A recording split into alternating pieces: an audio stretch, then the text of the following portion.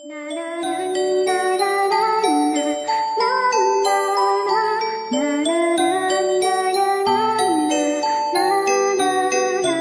festival tahun ini mau bicara tentang perempuan, maka cenderung film-film yang terpilih adalah film-film bertemakan perempuan, mulai dari mungkin sutradara perempuan atau filmnya ceritanya tentang perjuangan seorang perempuan dan lain-lain, gitu sih.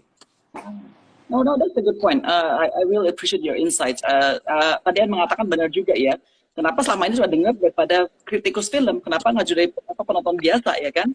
Memang kita mungkin nggak train to be film critic, tapi kan kita juga pasti ada satu voice ya, tuh influence juga dalam hal tersebut ya kan. Nah tadi Anda mention bahwa tahun ini kita fokus pada perempuan ya kan. Dan kita melihat bahwa dan banyak dunia bisnis pun juga sekarang benar-benar focusing on female driven projects and companies and startups, right? Untuk Prilly sendiri, Anda sebagai seorang wanita, sebagai seorang aktris, ya kan? Bagaimana Anda bisa meng-push ya, meng-encourage lebih banyak lagi perempuan, bukan hanya sebagai muka cantik saja di depan kamera, tapi juga involved behind the scenes, the screenwriting-nya, sutradara dan sebagainya, dan selanjutnya ya. Bagaimana aku men-encourage? Pertama, aku melakukan itu dulu supaya aku bisa menjadi contoh untuk publik atau siapapun itu yang melihat Instagram aku atau platform yang memang memperlihatkan aktivitas aku melakukan itu gitu. Jadi aku coba mendalami itu dulu, aku lakukan dulu, dan akhirnya aku bisa menyampaikan pesan bahwa kita sebagai perempuan bisa melakukan itu gitu. Nggak cuma laki-laki aja, kita juga bisa mendominasi industri ini gitu. Karena kan dari dulu sutradara atau aktor atau apa itu kebanyakan kan laki-laki gitu ya. Kalau perempuan kayaknya jarang banget aku ngedengar sutradara perempuan gitu. Kebanyakan pasti laki-laki.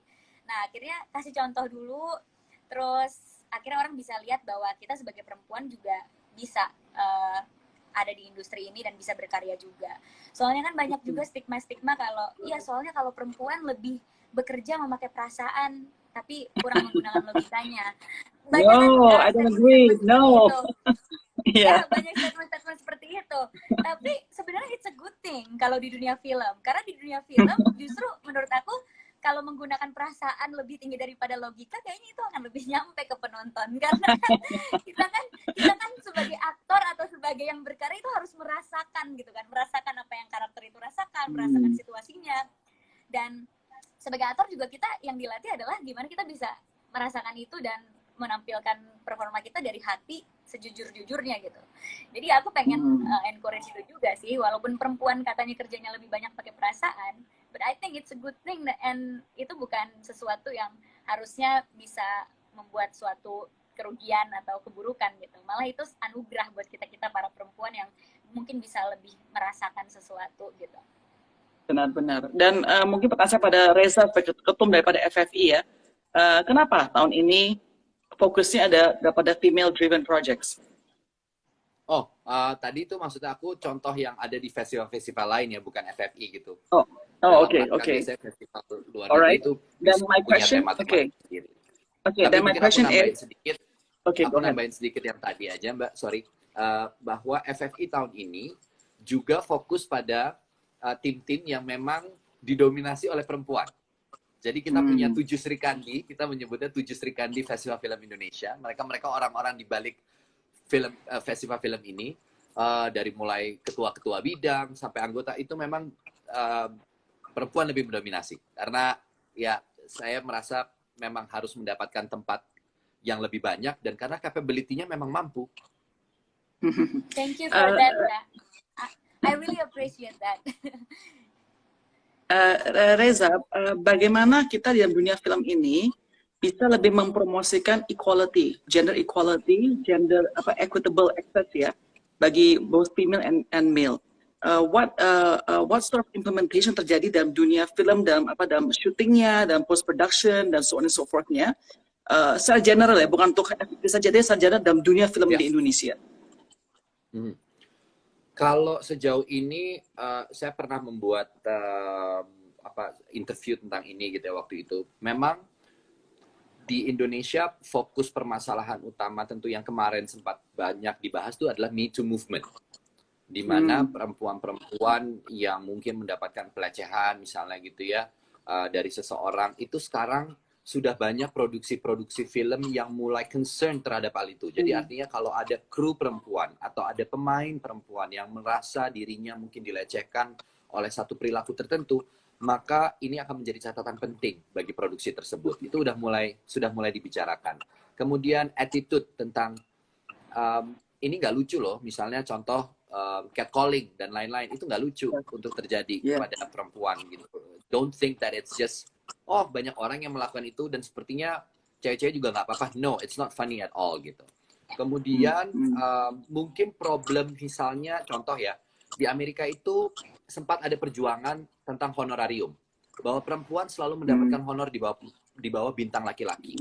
Saya rasa di Indonesia hal itu tidak, sepengetahuan saya bisa salah dalam hal ini, tapi setahu saya dalam hal itu cukup equal. Bahkan mungkin perempuan aktris ataupun bintang penyanyi dan lain-lain bisa jadi malah justru punya lebih tinggi gitu, which is a good thing for me gitu ya. Maksudnya I think it's a good thing. I mean, I believe Prilly is leading up to that as well gitu ya. I mean, saya bisa melihat itu juga gitu. Oke. Mungkin dari Prilly ada tambahan besar, gitu. Ya. Sorry, hello Prilly. Yes, halo. Prilly. Ya, sorry. Mungkin dari Anda ada tambahan, terutama Anda kan baru bikin film ya sebagai produser, tadi ya. Anda sebagai female film producer, what did you do yourself to implement that kind of equality in the shooting situations in the film production itself? Ya, menyambung yang Kak Reza omongin, yang masalah Me Too movement, itu juga aku lakukan pas kemarin terakhir aku produksi. Jadi aku memproduksi series juga, terus pas kita lagi ngumpul, kita evaluasi produksi dan juga baru memulai syuting, itu diingatkan berkali-kali sama sutradaranya bahwa tidak ada boleh yang namanya pelecehan seksual di lokasi, even itu yang biasanya dianggap lucu sama kru, kayak suka goda-godain cewek yang lewat, atau cuma kayak cantik banget sih, atau compliments yang berlebihan yang ngebuat cewek itu malah ngerasa nggak nyaman dan merasa nggak aman. Itu kita encourage gitu, kru-kru yang mungkin nggak tahu bahwa itu adalah hal yang sebenarnya nggak boleh dilakukan. Dan diawasin juga sama produser satunya lagi yang perempuan juga. Kalau misalnya sampai terlihat ada yang melakukan itu, pasti kita akan educate lagi, kita akan edukasi bahwa itu udah bukan hal yang lucu dan itu nggak boleh dilakukan juga sekarang ini. Dan juga untuk tim produksiku, aku juga menggayati perempuan-perempuan. Jadi yang menjadi line pro-nya, terus creative producer itu juga kebanyakan perempuan, bahkan Astrada juga perempuan.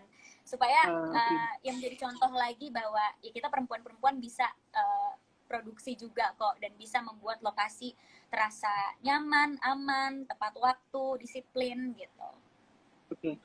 Mungkin pertanyaan saya terakhir ya kepada Anda berdua, masing-masing jawab ya. Reza, apa visi Anda dan cita-cita Anda untuk FFI selama Anda menjadi ketum? Dan untuk Prilly, Anda sebagai duta ya kan, apa sih yang Anda pengen dapatkan tahun ini ya di acara tersebut tanggal 10 November tersebut? Oke. Kalau visi FFI, visi saya sebagai mungkin juga ketua umum yang tentu mewakili visi FFI secara keseluruhan adalah bagaimana menjadikan FFI ini menjadi rumah bersama, tempat dibangunnya ekosistem, di mana semuanya akhirnya integrated. Dari mulai asosiasi, stakeholder film, aktor, seluruh orang-orang yang memang bekerja di industri ini, ada keterwakilannya dalam satu rumah, yaitu Festival Film Indonesia. Jadi memang ada beberapa plan ke depan. Saya sengaja tidak membuat plan secara tahunan, tapi ada plan dalam 3 tahun apa yang mau dilakukan, capaian apa yang ingin dicapai, karena begitu banyak perbaikan memang yang harus dilakukan dalam FFI sendiri, dari mulai hal yang paling kecil gitu. Itu cukup banyak, dan tahun ini sudah mulai kita cicil. Saya berharap bahwa saya bisa di akhir penyelenggaraannya, saya bisa memberikan laporan pertanggungjawaban saya dan sekaligus memberitahu ini yang sudah dilakukan, ini yang akan dilakukan di tahun berikutnya, ini yang akan berlangsung untuk melangsungkan apa yang sudah diprogram di tahun sebelumnya, gitu sih. Oke. Ya. Nah, kalau aku sendiri dengan dipilihnya aku sebagai duta tahun ini, terima kasih Kak Reza sudah mempercayakan aku dipilih sebagai duta, dan aku juga udah pernah nulis ini gitu di sosial media aku. Sebenarnya visi aku, semoga anak muda itu bisa melihat bahwa FFI itu bisa menjadi semangat kita untuk terus berkarya. Dan with this rapid technology development, kadang ketentuan quality atau kita layak atau enggak di industri ini terkadang ditentukannya sama digital asset yang kita punya. It's okay to have like a big platform, tapi jangan juga lupa kalau kita harus terus belajar untuk mengasah kualitas kita saat kita perform di depan kamera gitu. Karena di saat kita perform di depan kamera, misalnya aku gitu, ya aku bukan Prilly Latuconsina yang punya berapa juta followers, tapi aku adalah karakter aku tersebut. Jadi bagaimana aku bisa merepresent that karakter sebaik-baik mungkin, dan itu perlu ilmu, perlu belajar banyak, perlu kerja keras, bukannya cuma semata-mata aku ada di industri ini karena digital asset yang aku miliki. Dan semoga dengan FFI ini mengangkat duta-duta yang muda-muda ini, akhirnya yang muda-muda itu bisa sadar bahwa kualitas kita itu tidak ditentukan sama digital asset atau berapa banyak likes yang kita punya di Instagram, tapi bagaimana kita punya kemauan untuk kerja keras, punya kemauan untuk terus belajar acting dari siapapun itu, dan punya attitude yang baik juga di lingkungan pekerjaan, dan menghormati para senior kita juga yang udah lebih lama di industri ini gitu. Besar atau tidaknya kita di dunia industri film itu bukan karena besarnya followers kita, tapi karena seberapa kita cinta sama industri kita dan seberapa kita mau belajar terus gitu. So for sure, berarti kita tahu lah bahwa Reza di Ketum tuh benar-benar udah cocok banget ya. Karena Anda dasar aktor yang ternama dan berbakat sekali ya Reza. Jadi congratulations. Cocok banget. Tetap sekali ya. I'm happy for you Reza. And of course to Prilly ya. Prilly tadi saya juga sangat touch and encourage ya bahwa Anda a person yang saya merasa bahwa you do everything by action ya. Bukan cuma ngomong-ngomong doang saja, omdo doang. Tapi benar-benar you want to prove it by doing it yourself. So I appreciate that as well. I hope that whatever you say, whatever you plan bisa benar-benar terjadi dan berbuah ya, Prilly ya. Amin, thank you. Amin. Thank you so much. Terima kasih Mbak Grace. Thank you so much for saying that. Appreciate it. Yeah. By the way, so I really appreciate the time and I apologize tadi ada banyak lagi. Even until now, I don't know if you can see my face or not. But I'm having a face of happiness and gratitude. Okay, so thank you for the time, Reza, and thank you for the time as well, Prilly, and all the best to FFI this year, and especially ya Reza ya, biar dapat kabar bahwa terjadinya Hero ya, Hero benar tercetak ya, goal ya, 10 November nanti tahun ini ya. Amin, mudah-mudahan. Iya, iya. Dan teman-teman yang menonton, thank you so much for watching. Until next time di Live L interview. Dengan saya, salam sehat, Grace Tahir ya. Bye everybody, salam sehat ya. Bye, thank you Reza.